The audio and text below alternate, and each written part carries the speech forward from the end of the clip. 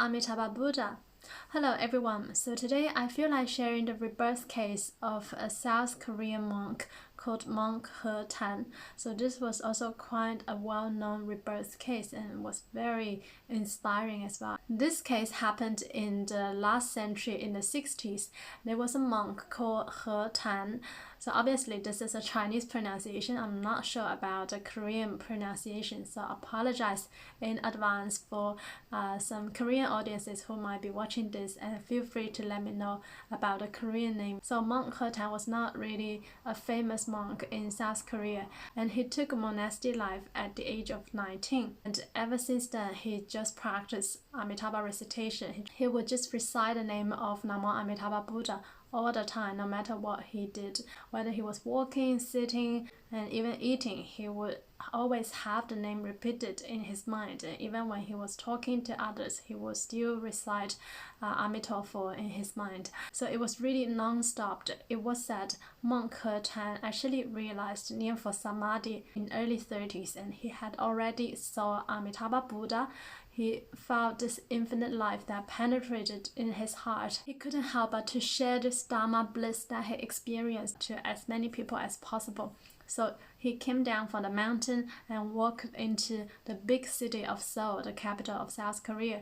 So what he did was, at that time, there were people who were promoting movies. They would wear like a big barrel on the body, and then on the side of the barrels, it would be the posters for the upcoming movies. And he did exactly that, except on the four sides of the barrels, he would stick the name of Amitabha Buddha on each side.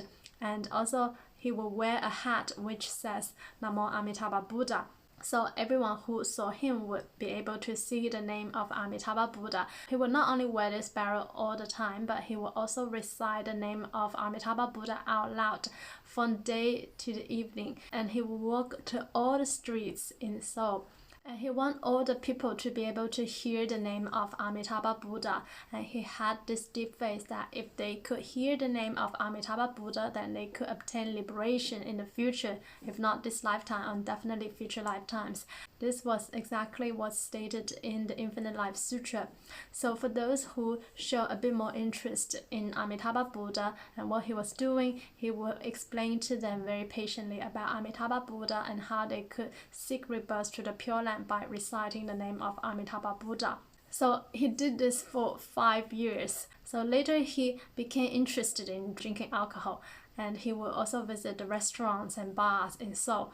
So we shouldn't judge Monk Hetan like this, because this could be the skillful means adopted by the Bodhisattvas. What he did when he went into the restaurants, he would also grant wish to the restaurant owner to make them hear the name of Amitabha Buddha. So these are actually skillful means of the Bodhisattvas. So this also happened in China. For instance, Jigong Huofo, monk Jigong, was a famous example in China that he would eat meat, he would drink alcohol, would do like all sorts of crazy things. But if he ate a pigeon and he spit it out, it would become a live pigeon. When he drank alcohol, if he spit it out, it would become gold to use to cover the Buddha statue. So these are really already highly enlightened beings who were just like magicians, who could just do anything they want. So we should not judge people just based on their behaviors, because we might not know whether they are enlightened beings or not. If they're enlightened, then no problem, they'll probably just adopt skillful means to help sentient beings. But we shouldn't do that, because we are just ordinary people. It's unless we can obtain enlightenment, unless we are also like them, like magician, then we should really observe the precepts. So Monk Hetan spent his later years in the temple called Fayu Temple in Busan City.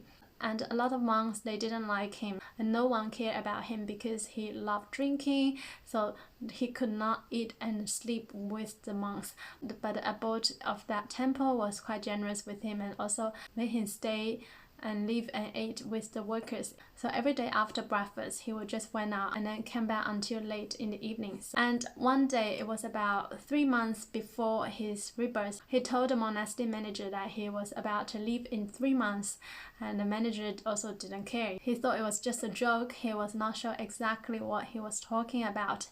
And 1 week before monk Hetan sought rebirth, he again met with the monastic manager and also gave him all the money that he had. He really did not have much. It was about 60,000 Korean won, which was about $50.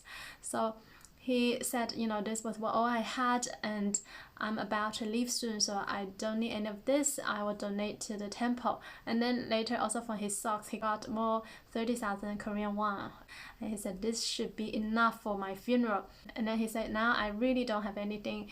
I don't have any sutra. I don't have a suitcase. I don't have a piece of land. I had absolutely nothing.